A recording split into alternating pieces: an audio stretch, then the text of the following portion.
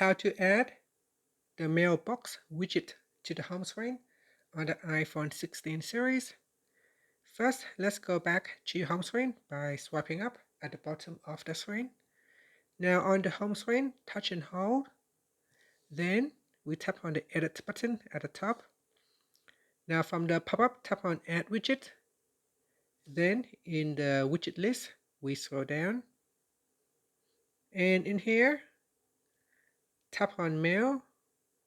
Next, you can choose a small widget or a large widget. So select a widget size and then tap on Add Widget, and this will get added to your home screen. After that, you can tap on the Done button to finish.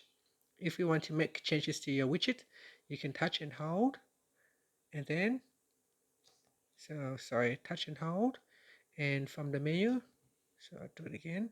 So touch and hold, and from the menu, tap on Edit Widget.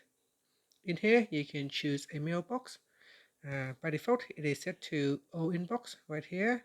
So you can choose to unread, today, flag, or inbox. So here, today, unread, or flag. So you can choose your mailbox. And that's it. And that is how you can add in your mailbox widget to the home screen. Thank you for watching this video. Please like and subscribe to my channel for more videos.